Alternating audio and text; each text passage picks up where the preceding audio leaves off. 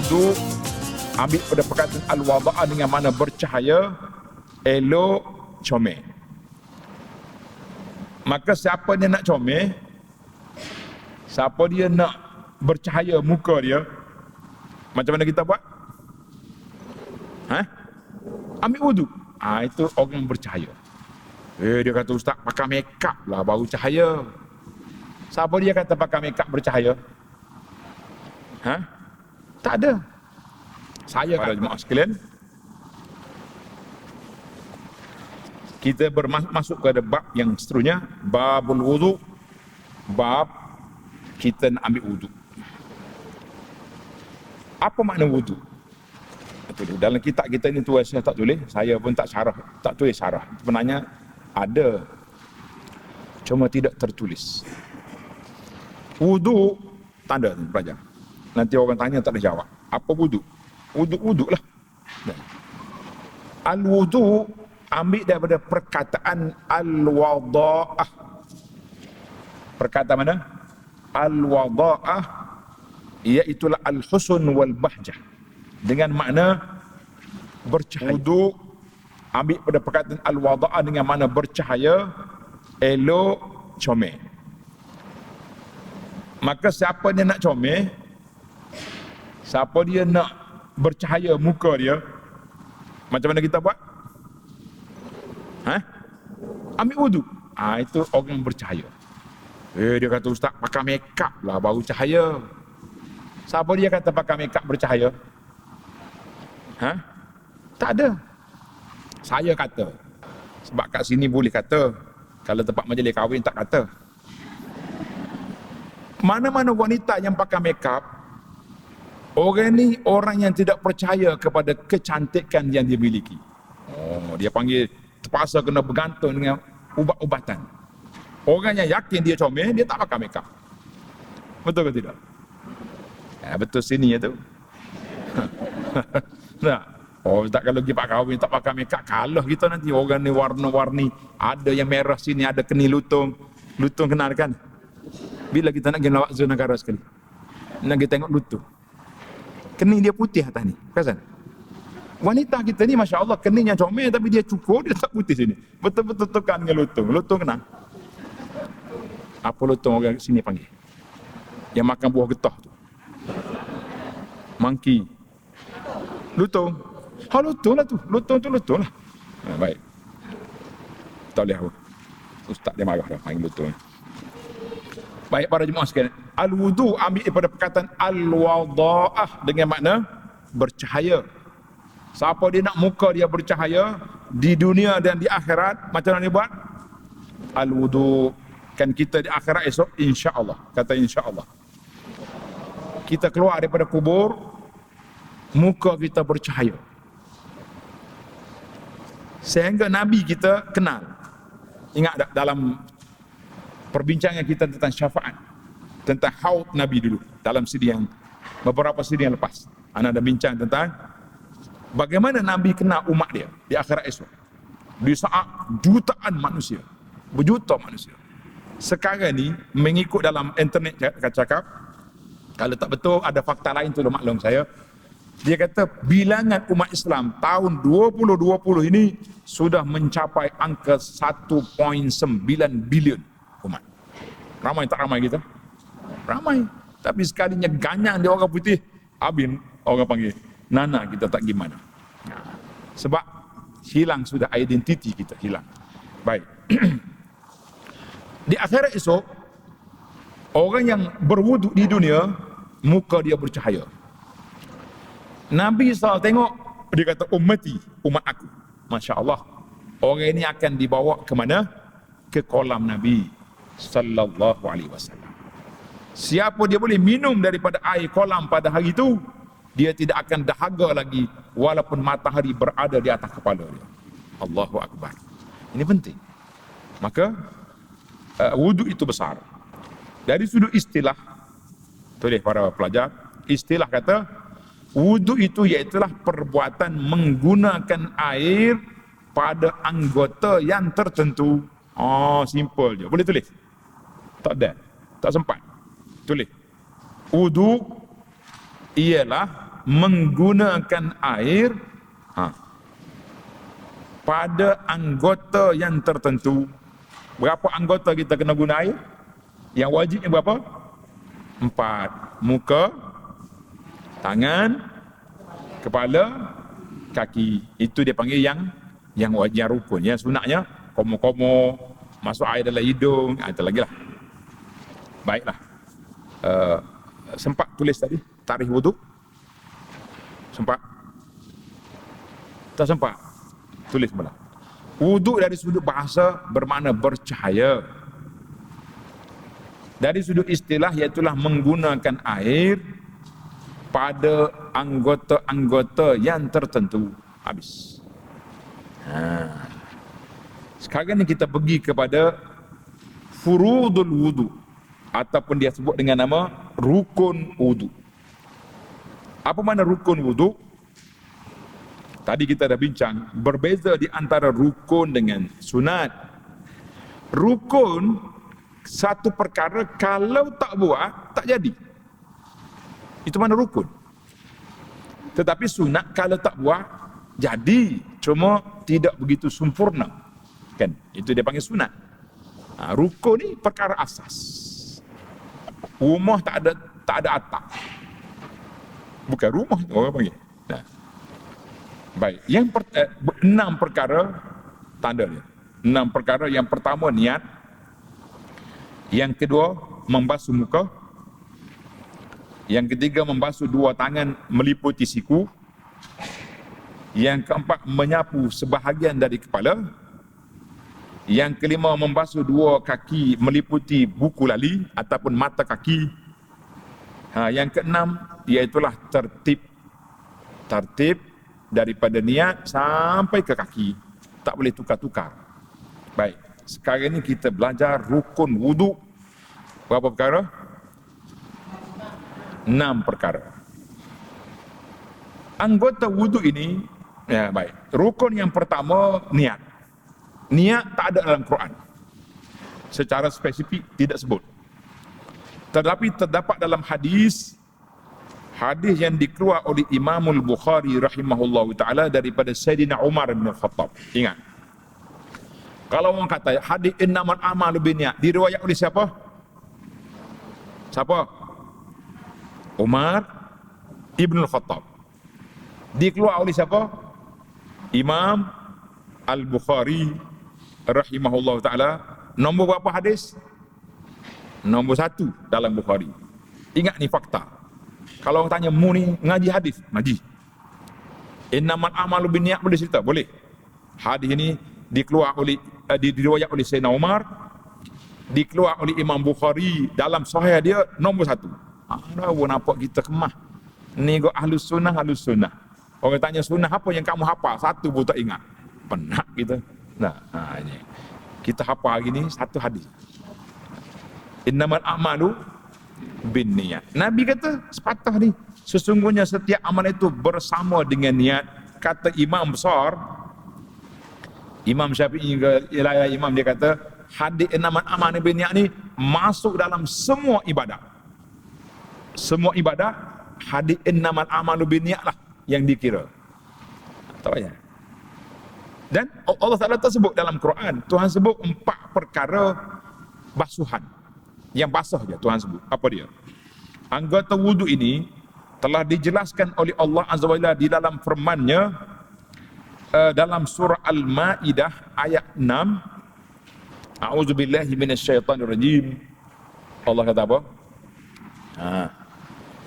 Idza qumtum ila as-salati faghsilu wujuhakum wa aydiyakum ila al-marafiq. Wamsahu biru'usikum wa arjulakum ilal ka'bain. Apabila kamu hendak mengerjakan salat. Bila? Tengok dalam kurungan ada huraian. Padahal kamu berhadas kecil. Manakala kita tak ada hadas, kita dah ada taharah, tak payahlah setiap kali nak salat kena pergi wudu, kan? Ini bagi orang yang tidak ada taharah. Maka berwuduklah kamu, iaitulah basuhlah muka kamu muka kamu. Itu rukun yang pertama. Rukun basuh yang pertama apa dia? Muka. Dan kedua-dua belah tangan kamu meliputi siku. Dan sapulah sebahagian dari kepala kamu. Pasal tu ayat Quran tulis wamsa'u biru'usikum, dan basuhlah kedua-dua belah kaki kamu meliputi buku lali. Dalam bacaan kita ni wa arjula. Dia tak kata wa arjuli. Kalau kata wa arjulikum, sapu sekali dengan kaki. Itu bahasa Al-Quran cukup dalam. Tadi saya ada sahabat kita di masjid. Dia mari tanya, dia kata ada seorang penulis Arab. Dia kata dalam Al-Quran ni ada 500 kesalahan bahasa. Oh, sedap dia nyebut. Kata pandai sangat dia tu. Nah. Dia kata apa Tuhan ni? Sekali tulis kitabun ada alif, sekali tulis kitabun tak ada alif. Oh, bijak dia. Lepas tu salah nahung, grammar macam-macam. Dia kata macam mana nak jawab Ustaz? Saya kata jawab dia, anjuk dia mengaji, terjawablah soalan. Oh, sedap dia. InsyaAllah saya akan buat satu kuliah nanti, tajuk dia I'jazul Quran. Menarik, insyaAllah. Baik, kita balik kepada ayat kita ni. Dalam ayat ini berapa rukun? Lengkap. Muka, tangan, kepala, kaki. Lepas tu rukun yang keenam, tertib. Ambil mana? Ambil daripada hadis Nabi sallallahu alaihi wasallam, ibda'u bima bada'allahu bihi. Nabi kata, mulakanlah dengan perkara yang Allah mulakan di dalam Al-Quran, ataupun ada riwayat kata abda'u, aku mulakan dengan apa yang Allah mula. Jadi dua-dua boleh. Sama ada Nabi suruh ataupun Nabi kata aku buat. Jadi kita kena ikut mana yang Allah Ta'ala mula dulu? Muka. Fagsilu wujuhakum. Jadi mulakanlah mengikut apa yang disebut oleh Allah Azza wa Jalla. Hadis ini dikeluar oleh Imam Nasa'i dan lain-lain. Kata di para ulama, tengok nota nombor 8, sebenarnya hadis ini Nabi kita sebut ketika dia nak pergi sa'i haji ke umrah ni di Mekah. Kita nak sa'i ni ikut Safa dulu ke ikut Marwah dulu? Ya, Safa. Kenapa? Allah sebut dalam Quran, innas safa wal marwata. Ingat lagi hak pergi tawaf saatnya baru ni. Sekarang kita nak pergi kurus umrah kan, haji, doa apa ayat ni kan? Alhamdulillah. Mana Allah Ta'ala kata Safa, Marwah. Nabi kata abda'u, tengok dalam hadis ni kata abda'u, nabda'u, samalah. Bima bada Allah. Kita mula, ya Allah Ta'ala mula dulu dalam Quran. Safa, Marwah. Sama juga dalam tartib ayat wuduk ni, walaupun hadis ni kepada Safa, Marwah, tapi samalah penggunaan dia. Ibda'u, abda'u bima bada Allah. Aku mula dengan apa yang Allah Ta'ala mula. Dalam ayat ini kita kata alhamdulillah. Selesailah kita berapa rukun wuduk? Berapa? 6. Ingatlah 6. Rukun wuduk kita ada 6 kan? Alhamdulillah. Rukun wuduk ada 6. Kemudian kita berpindah pula kepada sunat wuduk. Sunat wuduk pula. Kalau sempat kita pergi kepada batal wuduk pula, insya-Allah kalau sempat.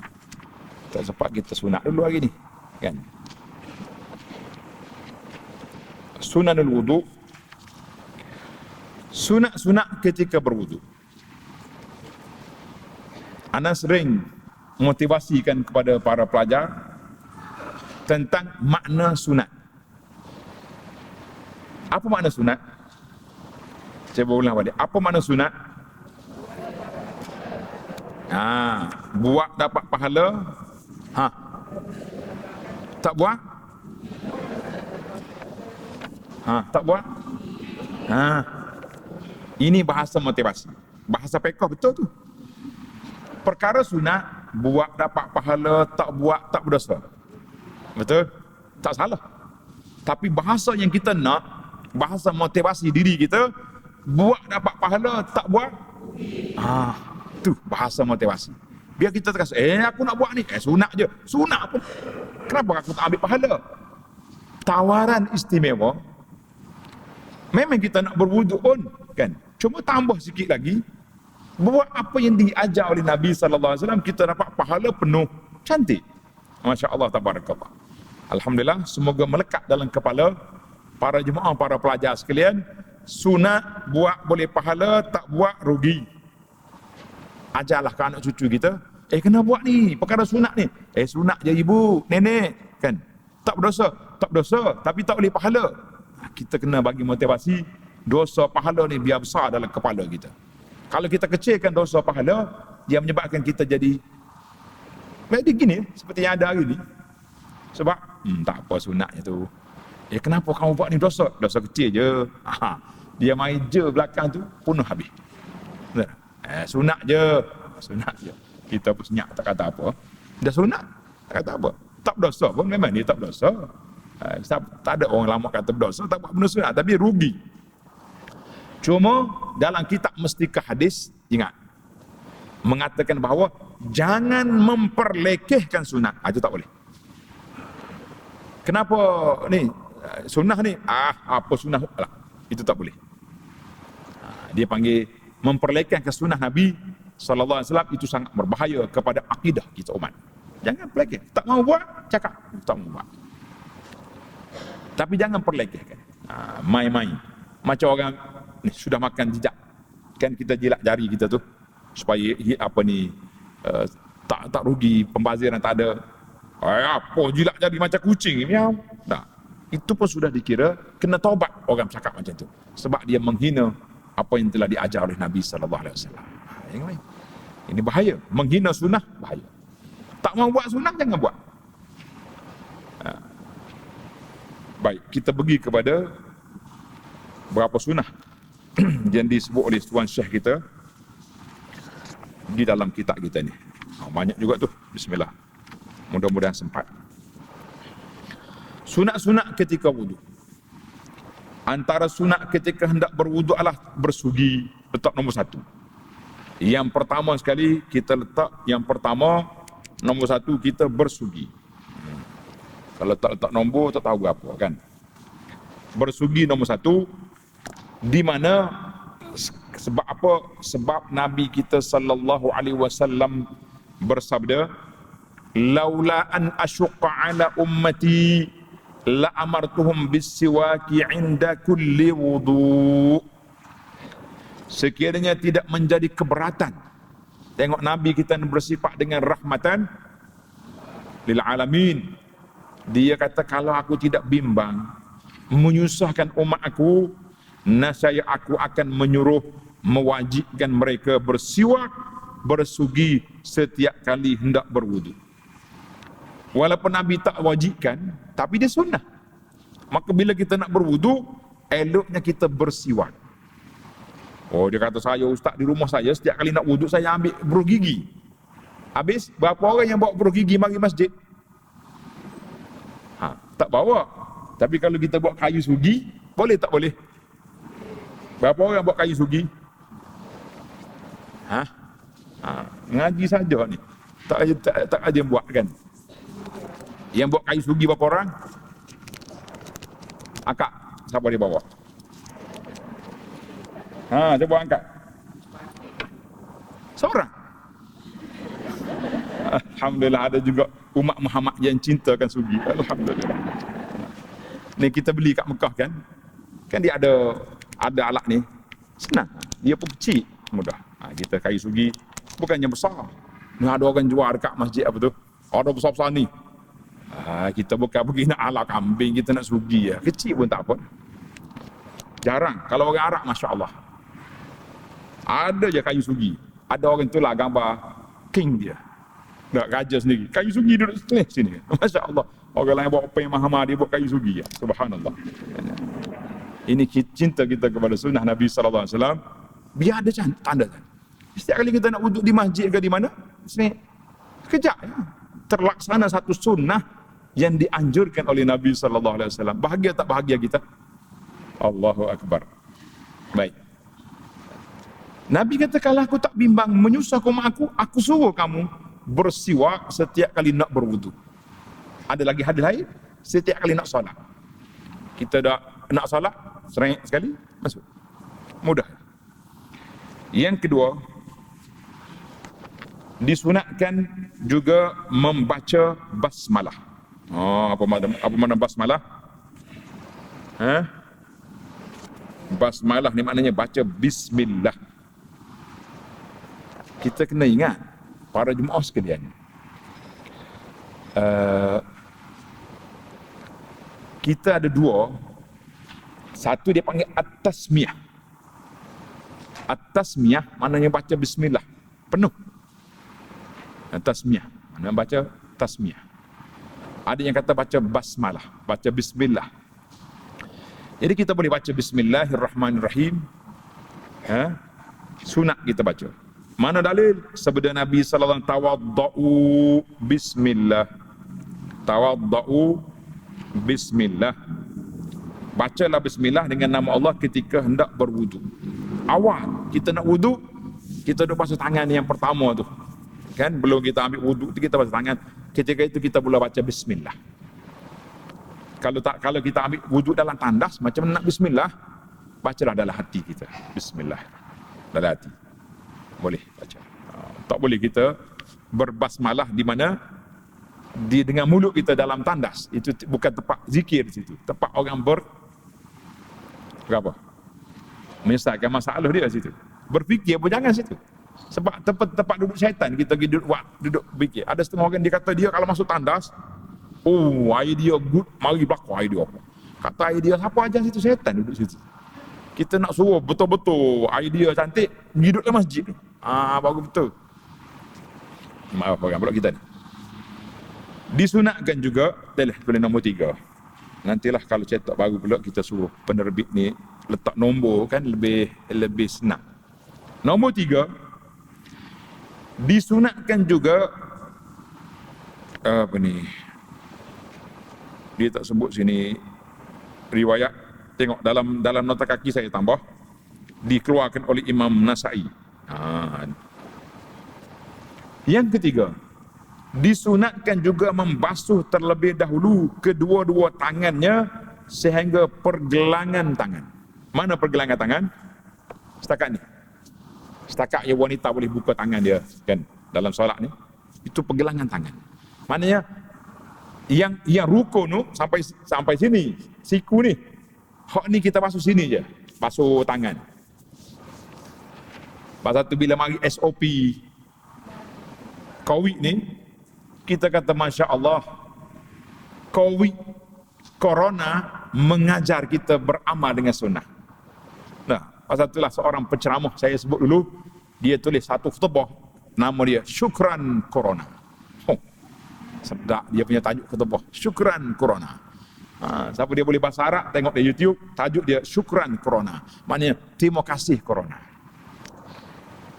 Dia kata walaupun Corona ni bencana, pandemik, tapi di sebalik dia banyak hikmah yang tersembunyi yang kita boleh belajar. Kita tak suruh dia mari dah kita kena belajar lah. Kan? Di antaranya kita disuruh supaya basuh tangan sentiasa. Kita diajar supaya berwuduk di mana? Di rumah. Kan? Sebelum pergi masjid. Itu sunnah. Besar kelebihannya. Nabi kata siapa dia sallallahu alaihi wasallam bersabda, siapa dia berwuduk di rumah dia. Kemudian dia keluar daripada rumah dia semata-mata niat nak solat. Pergi masjid. Sampai di masjid, masuk masjid, tahiyatul masjid ke sunat qabliyah ke, kemudian dia solat, waktu dia balik semula ke rumah, semuanya itu ditulis pahala solat daripada mula wuduk sampai balik. Besar ke tidak? Kita ni dah dan lagi sebatang atas motosikal nak sampai masjid. Rugi. Allahu Akbar. Baik. Itulah sebab kata-kata saya, tulislah kata-kata Abu Anas ni sebagai satu kenang-kenangan hikmah. Tidaklah hikmah, kata-kata je lah. Hikmah ni ulama. Saya kata beramal dengan sunnah, tulis ni. Pesanan saya, wasiatlah. Beramal dengan sunnah, hati tenang, pahala confirm. Beramal dengan sunnah, apa dia? Hatinya tenang, pahala confirm. Sebab apa hati tenang? Kita ni bila kita tahu ini amalan Nabi sallallahu alaihi wasallam, tenang tak tenang kita? Seronok kita. Sayang kita bila kita tahu hak Nabi sallallahu alaihi wasallam, kan? Kenapa saya kata pahala confirm? Sebab Nabi yang beritahu. Siapa dia ada authority untuk menyatakan ini pahala besar ni, ini pahala banyak ni, lain daripada Nabi sallallahu alaihi wasallam. Kalau ada manusia lain mengaku boleh beri pahala sekian-sekian, kita kata itu dakwaan yang tidak bersandarkan kepada wahyu. Sebab itulah kita jangan duduk sebar amalan-amalan yang pelik-pelik. Baca hari ni boleh ni, baca ni boleh ni. Lah, kita kata kalau tak ada sunnah, jangan disebarkan. Sebab kita tidak ada authority dan tidak autentik dari sudut kedudukan dia. Bila sunnah Nabi sahih, sabit daripada Nabi sallallahu alaihi wasallam, maka itu terbukti hati tenang, pahalanya confirm. Alhamdulillah. Baik. Sampai mana kita? Yang nombor 3, tak habis lagi. Disunatkan juga membasuh terlebih dulu kedua-dua tangannya sehingga pergelangan tangan sebanyak 3 kali.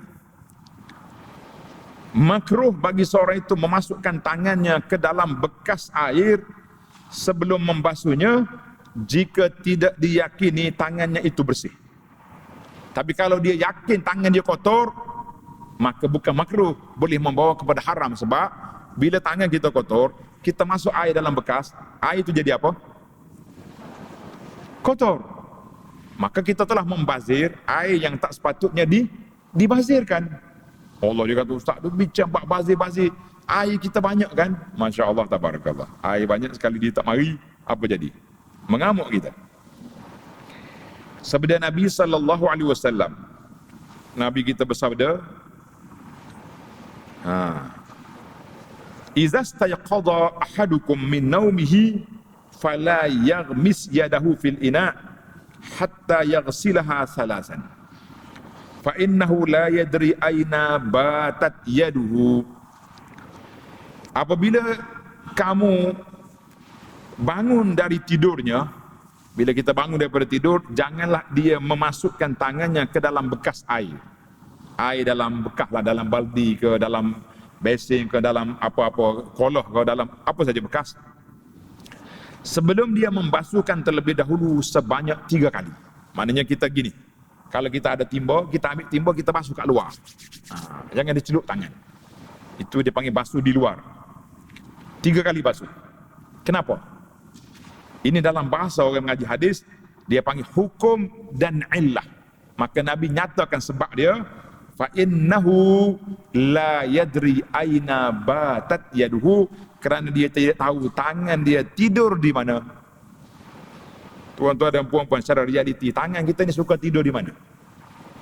Ya, kita cari tempat-tempat yang panas, betul tak?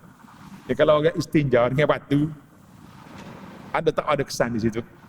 Ada. Oh, dia kata tak ada, kita istinja dengan air. Tapi macam-macam tangan dia boleh kosek tu, jamuh sini kan. Sentuh sana, sentuh sini. Maka Nabi kita tak nak rusakkan air, basuh dulu. Itu sunnah. Jadi hari ni pun, bila kita nak makan, kita nak apa, diminta supaya basuh tangan. Sebab itulah kita kata corona telah mengajar kepada kita sunnah yang dilupai. Kita kata syukran corona. Baik, hadis ini juga diriwayat oleh Imam Muslim. Disunatkan juga berkomor-komor. Tulis nombor 4. Letak nombor. Disunatkan juga berkomor-komor dan memasukkan air ke dalam hidungnya, kemudian menghembusnya kembali air tersebut dari hidungnya. Jadi kita masuk air, dia panggil berkomor-komor, nama dia madah. Tulis. Nama apa berkomor-komor? Madah. Kalau masuk air dalam hidung, dia panggil istinsyak. Istinsyak maknanya kita sedut air masuk dalam hidung kita tu. Komor-komor ni sunnah. Sunnah Nabi sallallahu alaihi wasallam. Tuan Syekh pun tak tulis hadis. Ada. Alhamdulillah. Tengok sebelah ni. Muka surat sebelah. Kerana sabda Nabi sallallahu alaihi wasallam, Nabi kata apa? Ma minkum min ahadin yaqrabu wudu'ahu thumma yatamadmad wa yastanshiq wa yastansir illa kharajat khatayahu min famihi wa khayashimihi ma'al ma'. Allahu akbar.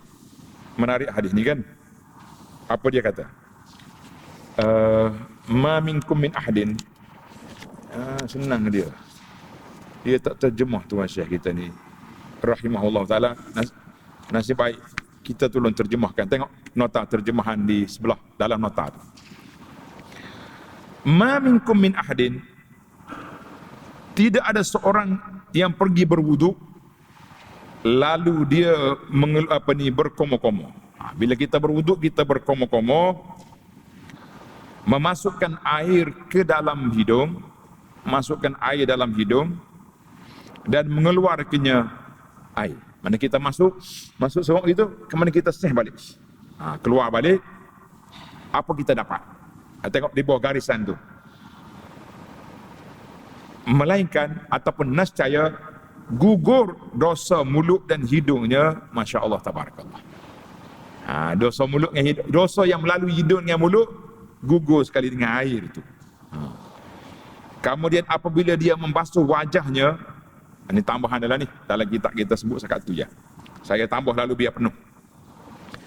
Kemudian apabila dia membasuh wajahnya sebagaimana yang Allah arahkan basuh muka dengan sempurna, gugurlah dosa wajahnya daripada hujung janggutnya bersama air wudu itu. Apabila dia membasuh kedua-dua tangannya sehingga kedua siku, gugurlah dosa kedua-dua tangannya daripada hujung jarinya bersama air wudu itu. Kemudian dia menyapu kepalanya, maka gugurlah dosa kepalanya dari hujung rambut bersama air. Ini yang kita akan sunnah nanti. Kita nak sapu kepala, sapu semua rambut. Kalau dia 3 orang tu ya gugur, rugi kita. Kemudian dia membasuh kedua-dua kaki hingga buku lali, lalu gugurlah dosa kedua-dua kakinya dari hujung jarinya. Seandainya dia mendirikan solat, memuji Allah dengan pujian yang selayak-layaknya, dia mengosongkan hatinya, mana jangan duk khoya-khoya benda lain kecuali ingat kepada Allah Azza wa Jalla, dosa-dosanya akan meninggalkannya sebagaimana hari ibunya melahirkan dia. Masya Allah tabarakallah. Ini kelebihan wudu dan solat. Hadis ini dikeluar oleh Imam Ahmad dan juga daripada Amr bin Al-As. Hadis sahih. Alhamdulillah. Ini kelebihan kita berapa? Berkomo-komo dan juga masuk air dalam hidung. Dalam hadis yang lain, hadis Abdullah bin Zaid, Nabi kita buat 3 kali. Berkomo-komo 3 kali. Mana masuk gini, kalau nak senang, nak jimat air, kita ambil air satu je, letak masuk dalam mulut, serut, terus ke hidung. Tidak kata terus 3 kali, lepas tu hidung pula 3 kali, banyak guna air. Tapi oleh kerana kita kaya air, kita tak rasa benda tu rugi. Baiklah. Berapa dah kita? 4 dan 5 lah. Tulis 4 dan 5. 4 komo-komo, 5 masuk air dalam hidung. Dan yang ke-6, tulis nombor 6, menyapu seluruh bahagian kepala. Menyapu semua kepala. Tidak kata ambil 2-3 helai rambut je. Ambil semua. Sunat menyapu seluruh bahagian kepala. Perkara ini juga telah dilakukan oleh Nabi sallallahu alaihi wasallam berdasarkan hadis yang telah dikeluarkan oleh Imam Bukhari dan Muslim. Hadis Bukhari dan Muslim, Nabi kita sallallahu alaihi wasallam telah melakukannya. Tengok nota nombor nombor 14. Bagaimana cara Nabi kita sallallahu alaihi wasallam? Tuan-tuan baca. Saya tunjuk di sini je. Gini cara dia. Nabi bila dia berwuduk, dia basahkan dua-dua tangan. Tidak kata ambil ujung jari, serik. Tak jadi gitu. Yang sunnahnya macam ni, kita basahkan dua-dua tangan, kemudian kita letak 2 tangan ni di depan ni, di kepala, pusing ke belakang. Kemudian tarik semula ke depan. Kalau orang lelaki senang, kita buka kopiah kita dah. Kita buat gini senang, sini sampai ke belakang, pusing balik ke depan. Itu dia panggil sempurna lah basuhan kepala kita. Bagi wanita macam mana? Sama juga. Dia kata, Ustaz, saya rambut panjang. Tak ada orang kata suruh sapu rambut. Orang suruh sapu mana setakat mana? Setakat mana kepala? Setakat ni. Sini je lah buat. Satu sampai sini, pusing balik depan. Cukup. Ikut rambut, sampai ke bawah ni. Mazhab apa situ? Nah, ada wanita tanya, jadi kita jawab selalu. Senang, supaya tidak bertanya-tanya. Jadi ini sunnah. Sebab apa? Para jemaah sekalian tanda di sini. Yang lain 3 anggota basuh. Muka, tangan, kaki. Kepala sapu. Tiba-tiba kita pula sapu sikit-sikit kerana takut orang panggil rusak kita punya rambut ke bojeng ke tak? Orang panggil bojeng. Raymond. Ikutlah berapa pun yang betul takut gocah bojeng kata orang tak. Sunnah kita tinggalkan. Letak ke biar tu. Wanita tak apalah, tempat dia buka dia punya telekuk, sapu sampai habis. Sebab sapu kepala ni hikmah dia, kenapa tidak dibasuh kepala?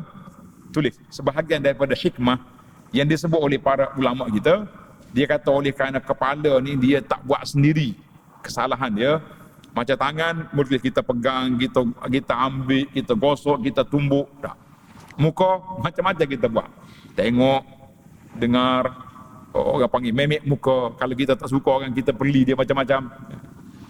Kaki, dia yang berjalan. Kepala, tak ada.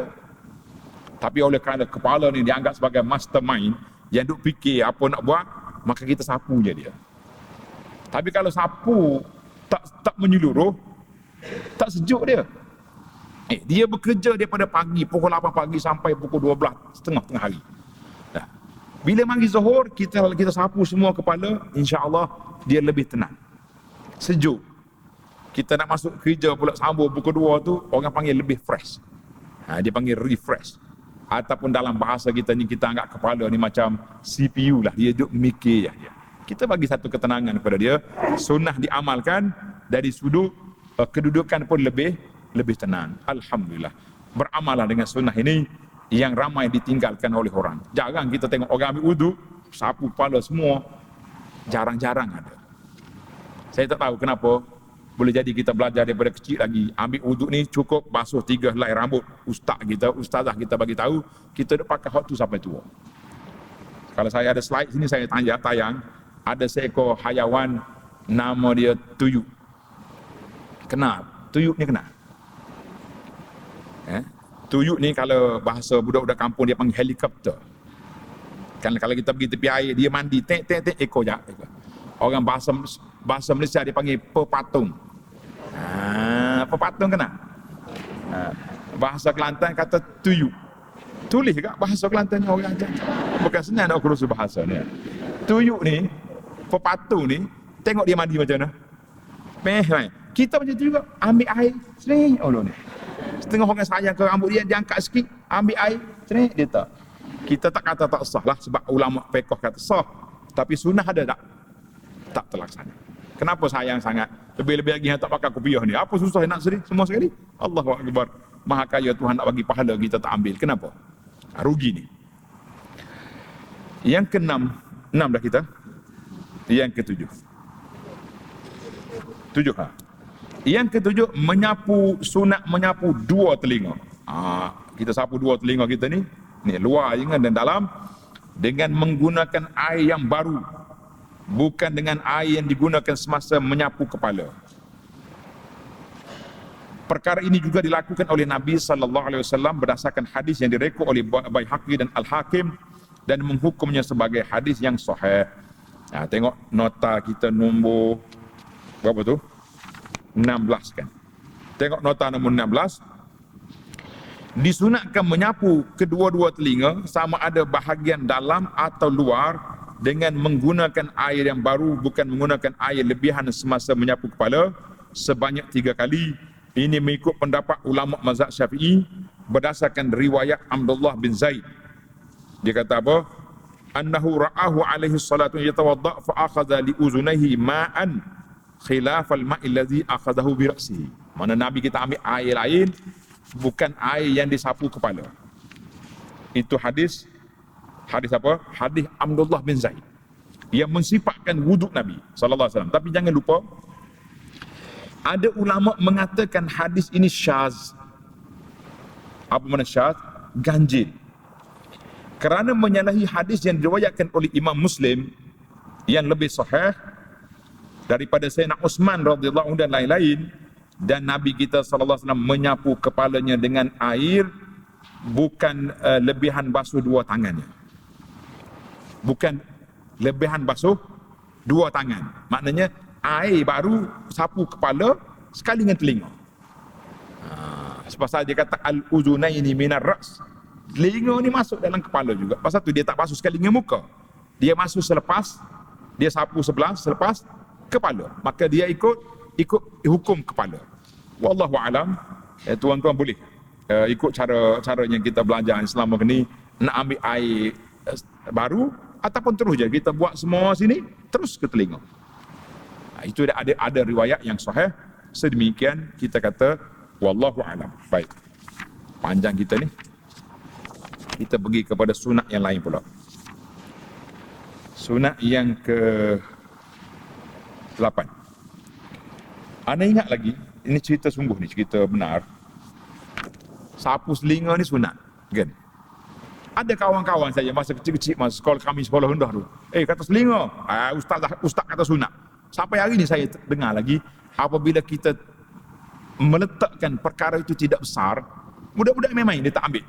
Saya duk fikir, boleh jadi budak tu sampai ketua dia tak sapu telinga dia. Sebab waktu tu bila kita ajar dia supaya sapu dia kata ustaz, dia kata sunat.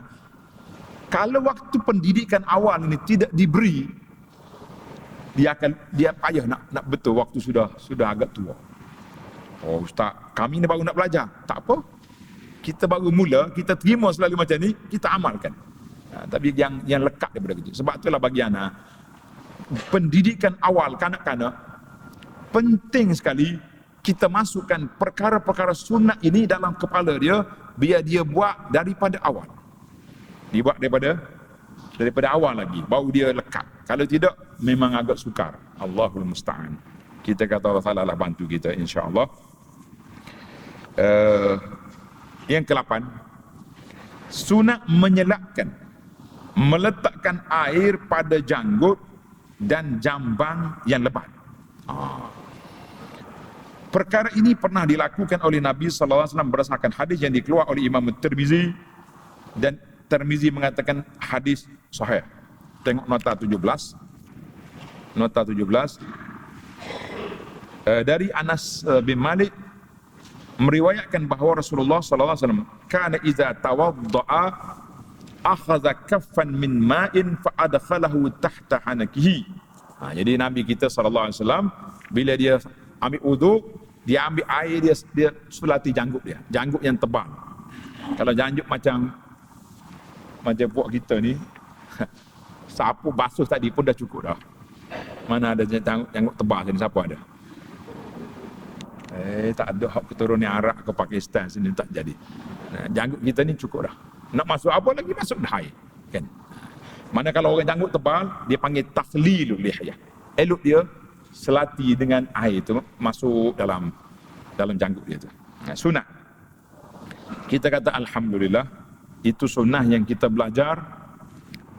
Berapa lagi? Yang ke-9, sunat menyulat, dia panggil takhlil. Bahasa Arab kata takhlil asabi'ul yadain. Sunat menyulatkan air pada anak-anak jari. Sabda Nabi sallallahu alaihi wasallam, asbighil wudu wa khallil bainal asabi'. Asbighil wudu wa khallil bainal asabi'. Sempurnakanlah wuduk kamu dan hendaklah kamu menyelatkan air pada celah-celah jari. Maksudnya bila kita basuh tangan, ni masuk sini. Gini. Masuk. Jangan pakai holor tangan gitu tak ada. Lebih-lebih lagi jari kaki. Ini kata di para ulama, kalaulah kaki kita tu rapat, ada setengah kaki tu rapat, kan, boleh masuk air, kita kena holorkan air. Tapi kalau kaki dia bercantum, kan ada setengah kaki orang tu nak minta maaf lah, macam kaki itik. itik tu dia tak terbuka, tak payahlah kita ambil gunting kerak. Aku nak basuh kaki ni lah, tak payah. Itu tidak syarat. Sama juga kalau kita ada ekstra sini. Kan ada orang tu, orang lain 5 jari dia 5,5 ya. Itu pun tak payah kita buang, kita sapu je atas dia, sama basuh je sama dengan yang lain-lain anggota. Maka sunat kita tahlil, mana kita gosok-gosok di antara celah-celah jari, dan juga kita dalam kitab kita ni mazhab kita Syafi'i sunat. Tapi Imam Malik gosok tu wajib. Bagi dia gosok itu wajib. Pasal tu setengah kitab lain, contohnya dalam kitab Al-Mu'inul Mubin, kitab Jawi yang orang mengajar di surau-surau di masjid, dia kata elok kita gosok nak keluar daripada khilaf pandangan Imam Malik. Ia mengatakan adal itu, iaitulah gosok itu wajib. Gosok itu wajib. Alhamdulillah. Yang ke-10, mana kita yang 10? Yang ke-10. Sunat mendahulukan anggota kanan sebelum anggota kiri. Kerana Rasulullah sallallahu alaihi wasallam melakukan pekerjaan dengan memulai bahagian kanan selama mana ia mampu dalam setiap pekerjaan, sama ada ketika bersuci, menyikat rambut, memakai kasut ataupun selipar. Nabi kita suka apa? Suka mendahului yang kanan dalam semua perkara. Yuhibbut tayammum. Nabi kita kata kana Nabi sallallahu alaihi wasallam yuhibbu at-tayammum. Nabi kita suka belah kanan. Baik. Kalau wuduk kita pandailah basuh tangan kanan kan. Kalau nak mandi macam mana? Kita kan di bawah paip hujan sekarang ni. Rumah kita panggil paip hujan kan? Semua keluar air. Kita guna pergerakan tubuh. Mana kita nak basuh kanan dulu, kita holor belah kanan. Sudah basuh belah ni, kita holor belah kiri. Sudah kiri, masuk semua sekali atas kepala sampai bawah. Itu dia panggil dengan cara pergerakan. Paip hujan tak gerak dah. Kalau kita pakai wayar getah, boleh je sini-sini kan. Alhamdulillah. Yang penting sunnah itu diamalkan walaupun dengan cara pergerakan. Kita kata itulah nikmatnya beramal dengan sunnah Nabi sallallahu alaihi wasallam. Nabi kita ni suka semua, dia suka guna kanan. Kecuali dalam bab-bab yang basuh najis, istinja, itu dia guna kat tangan kiri. Kalau nak pakai selipar, kanan. Kita kadang-kadang bila kita turun daripada keluar masjid, selipar kita kena dicampak oleh orang. Tercampak jauh. Yang kiri ada. Ada ulama hadis kata, mu jangan pakai yang kiri tu. Pergi ambil dulu yang kanan tu pakai, baru ambil yang kiri. Sebab kita nak ikut sunnah Nabi sallallahu alaihi wasallam. Saya kata masya-Allah, betapa telitinya para ulama sunnah, ulama hadis, sampai begitu dia tegur. Kita kan biasa kan? Kita ambil tangan kaki kiri, kita lompat sebelah kaki pergi ambil selipar kita tak? Dia kata tak elok. Sama ada kita pinjam selipar orang, pergi ambil selipar mari, ataupun kita bawa je selipar sebelah kiri, pergi ambil kasut kita pakai, baru kita pakai yang kiri. Supaya kalau kita kenapa ni? Inilah sunnah Nabi sallallahu alaihi wasallam. Menarik. Sikat rambut macam mana? Sekarang lagi senang. Ambil sikat, buat belah ni, belah kiri tu. Cuma dia kata ada kawan-kawan kita ni, dia panggil kidak. Orang kidak ni, dia suka guna belah kiri. Belajarlah. Belajar. Kalau jumpa Nabi, Nabi kata kenapa banyak kiri tu? Saya kidak lah Rasulullah. Berani kan awak nak jawab macam tu depan Nabi? Kalau tak berani, belajar. Boleh insya-Allah. Saya jumpa 2-3 kawan-kawan kidal, al-kidaliyun dia panggil ni. Kita kata mu belajar. Payah Syekh. Saya kata tidak ada benda yang payah atas dunia ni. Tak lama dia pun buat, alhamdulillah boleh. Tentu ada setengah makcik ni kalau makan tangan kanan. Kalau pegang sudu kiri. Saya kata campak je sudu tu. Auzubillah minasyaitanirrajim. Nabi kita tak larang makan dengan sudu, tapi makan dengan garpu, makan dengan kayu kan. Tapi dia larang makan dengan tangan kiri. Jadi kita belajar, ikutlah sunnah Nabi sallallahu alaihi wasallam. Apa lagi yang kita nak holor barang orang, holor tangan kanan. Jangan holor dengan tangan kiri. Minum air tangan kanan. Dia kata, "Ustaz, kalau kita pegang gelas ni dengan tangan kanan, kotor nanti gelas." Gelas saya ni, kotor ke apa susah awak? Kan kita sekarang ni pakai gelas, pakai sekali buang. Tak, sudah minum campak. Ada susah apa lagi? Pegang je tangan kanan. Bukan nak gila dengan orang pun. Jadi cuma kita ni kadang-kadang banyak terikut-ikut lah. Terikut-ikut. Ada sekali saya pergi satu seminar di universiti, tak jauh daripada sini. Saya dijemput bercakap tentang pendidikan pondok di alah baru ni. Cakap. Sudah makan, dia orang panggil, kan masa kita makan kat meja semua pakai sudu gerpu. Dia kata, orang pondok makan dengan sudu ke? Oh, saya kata sedap, dia perli aku. Jangan orang pondok ni macam mana? Duduk makan dengan tempurung ke? Kita pun tengok dia makan tangan kiri. Saya kata, okey, tak apa. Boleh lah tu. Saya kata, ya Profesor, Doktor, Nabi tak larang, tak ada dalam Nabi kita larang makan dengan sudu, makan dengan garpu, tapi Nabi kita larang makan dengan tangan kiri. Fa inna syaitan ya'kul bishimal. Kawan saya sebelah dia pegang, jangan terjemah Syekh, berat tu. Syaitan makan tangan kiri, dia pun senyap, tak jawab pak sudah. Kata nak pukul orang, tunggu tengok kawan juga. Baik, itu gurau-gurau ya, alhamdulillah. Jadi penting bagi kita bukan nak yang kita nak hidupkan sunnah ke Nabi sallallahu alaihi wasallam itu besar. Apa saja kita guna tangan kanan, dan Nabi kita yuhibbut tayammum, suka kalau orang ada tetamu lah, dia akan holor belah kanan dulu, pusing gini, bukan pusing gini. Satu hari Ibnu Abbas di sini, sahabat besar, duduk belah kiri. Waktu Nabi nak holor, Nabi tanya Ibnu Abbas, boleh tak aku holor Syekh ni dulu? Ibnu Abbas kata, la ya Rasulullah, bekas Rasulullah minum saya tak akan bagi kepada orang lain. Masya-Allah, tabarakallah. Nabi kita holor belah kanan. Walaupun orang sahabat besar belah kiri, tak kira kita. Kita kena kira macam tu. Tamu mari, besar mana pun dia, kita akan holor air sebelah kanan kita. Itu adab.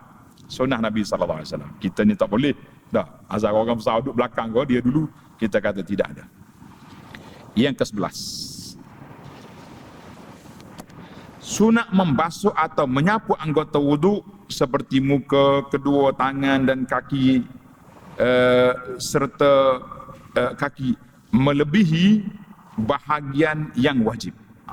Dia panggil kita yang wajibnya setakat sempadan muka kan. Jadi kita basuh lebih sikit supaya confirm yang wajib itu terbasuh. Setakat mana tangan kita setakat siku, lebih sikit supaya confirm siku itu dibasuh. 2 buku lali lebih sikit. Abu Hurairah kata asbighil wudu,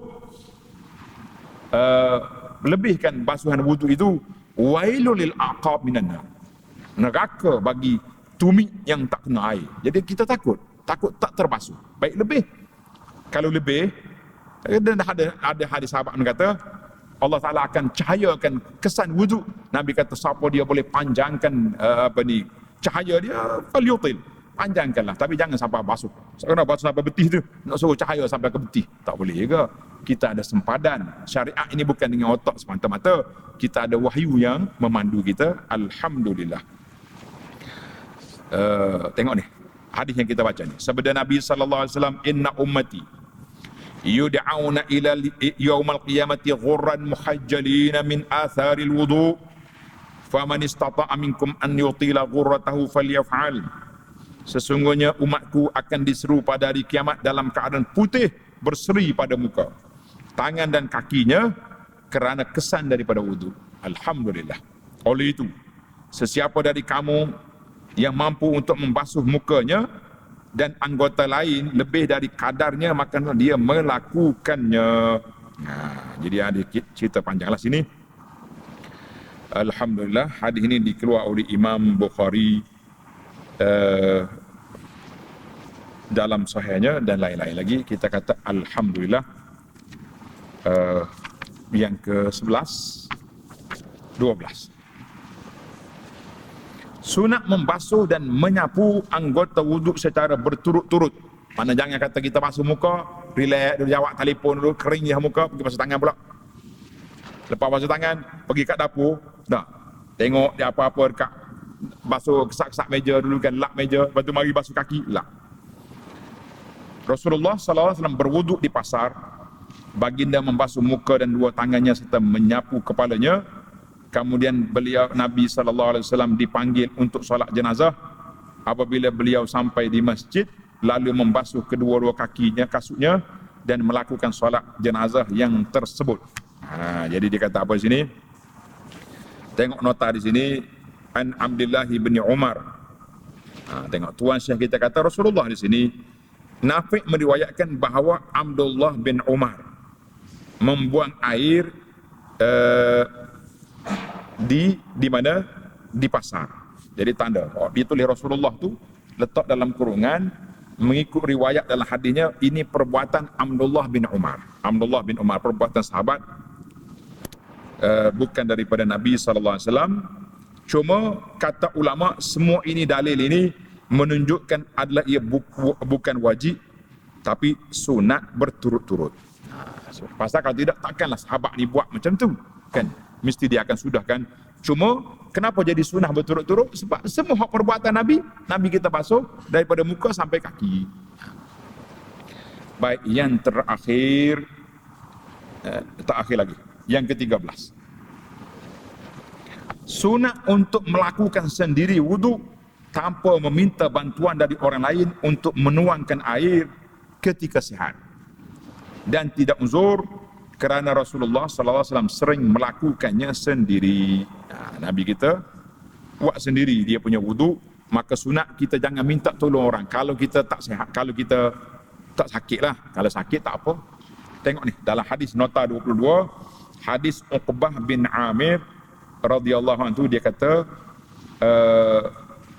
Nabi kita sallallahu alaihi wasallam pernah, dia kata, ma minkum min ahadin yatawadda. Belum lagi. Ini dalil yang ke-13 tadi lain. Ada hadis lain, Nabi kita sallallahu alaihi wasallam pernah sahabat ni tolong Nabi kita ambil wudu. Jadi kata di ulama hadis, kenapa tertinggal dia punya hadis sini? Tanda sikit dah, insya-Allah. Ini menunjukkan bahawa boleh orang lain tolong ambil wuduk pada kita, tolong basuh. Tapi kata di para ulama, Nabi kita tak buat sentiasa macam tu.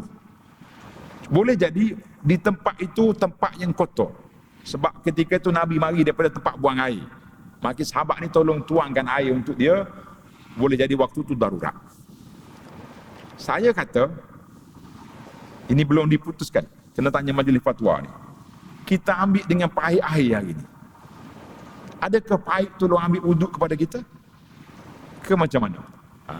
Jadi kalau kita anggap dia tidak tolong, maknanya kita sendiri ambil. Kalau dia tolong, maknanya kita kehilangan satu sunnah. Saya rasa tidak termasuk. Sebab itu pahit tu alat dekat situ dah. InsyaAllah kata tak masuk. Yang terakhir, yang ke-14,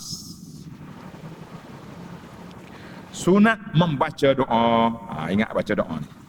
Kita baca doa, habis kita ambil wuduk, kita pun baca doa. Asyhadu an la ilaha illallah wahdah la syarikalah wa asyhadu anna Muhammadan abduhu wa rasuluh. Tanda setakat itu. Situ satu riwayat. Allahumma ja'alni minat tawabin waj'alni minal mutatahhirin. Itu riwayat yang lain. Ada riwayat yang ketiga, subhanakallahumma wa bihamdika asyhadu an la ilaha illa anta astaghfiruka wa atubu ilaik. Tulis ada 3 bacaan. Doa ini dibaca selepas berwuduk dalam keadaan menghadap ke arah kiblat dan mengangkat kedua-dua tangannya. Kalau kita nak doa lah, kalau kita tak angkat pun jadi. Baik, tengok nota 22. Dalam nota 22 ni, kata Uqbah bin Amir radhiyallahu anhu, baiklah kita ambil yang bawah sekali itu. Ma minkum min ahadin yatawadda. Siapa di kalangan kamu yang berwuduk, selesai daripada wuduk yang sempurna, dia membaca doa ni.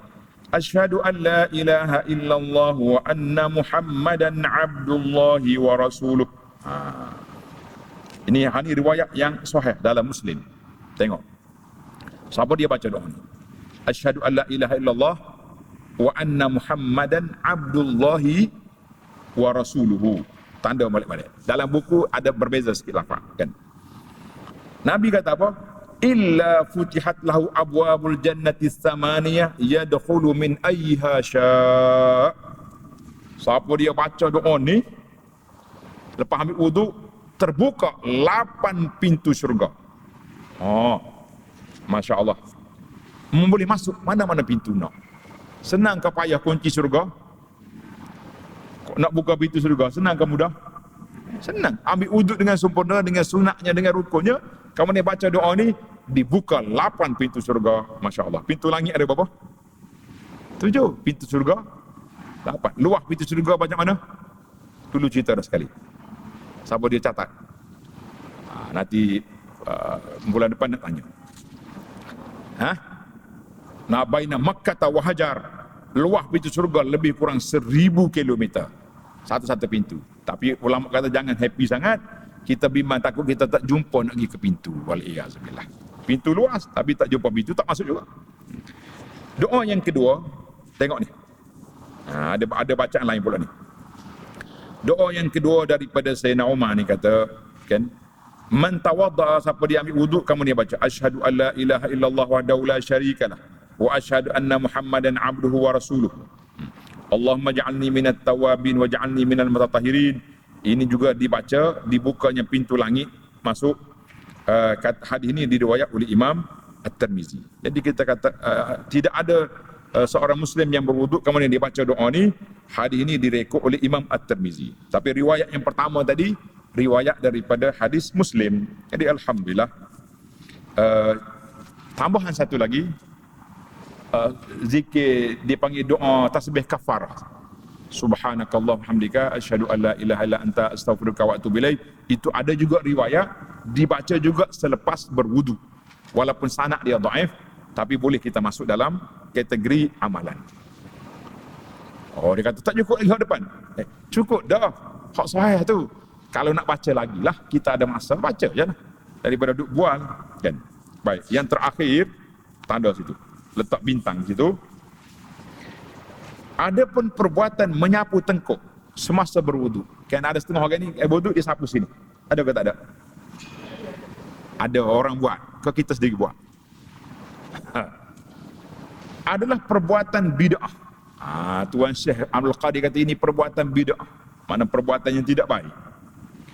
Dan hadis yang berkenaan dengannya adalah palsu yang direka-reka. Dia panggil hadis maudhu'. Tapi ada setengah mazhab dia masuk dalam buku silibus. Waktu saya pergi ke China, dia lekat di dinding masjid semua. Lepas pada kita basuh ni, kepala ni, basuh ni. Basuh tengkuk pula. Nah, jangan basuh tengkuk. Tidak disunatkan itu. Tengok nota di bawah. Nota nombor 23. Berkata Imam Nawawi. Imam Nawawi ni imam besar dalam bidang hadis. Dia kata apa? Adapun kata-kata Imam Al-Ghazali rahimahullah ta'ala. Ulama besar juga. Sunat sapu tengkuk. Puncanya ada dalam kitab kita sunat sapu tengkuk. Kata Imam Nawawi. Imam Nawawi itu lebih alim dari bidang hadis daripada Imam Al-Ghazali. Dua-dua tu imam. Kita kata rahimahumullah. Adalah suatu kesilapan. Kerana hadis yang diriwayatkan adalah palsu, bukan daripada sabda Nabi sallallahu alaihi wasallam. Jadi kalau ada orang sebut hadis sapu tengkuk, kita kata tak payah buat. Hadis itu dhaif, hadis itu palsu, maudhu'. Jadi kita dalam bab ibadat ni jangan pandai-pandai kecuali ada dalil yang mensyariatkannya. Alhamdulillah, tamatlah kita 14 sunat wudu. Insya-Allah para jemaah sekalian, kita akan sambung dalam siri yang akan datang perkara yang membatalkan wudu dalam siri yang akan datang insya-Allah. Subhanakallahumma wa bihamdika asyhadu an la ilaha illa anta astaghfiruka wa atubu ilaik. Wa sallallahu ala nabiyyina Muhammadin wa ala alihi wa sahbihi ajma'in. Walhamdulillahi rabbil alamin. Wassalamu alaikum warahmatullahi wabarakatuh.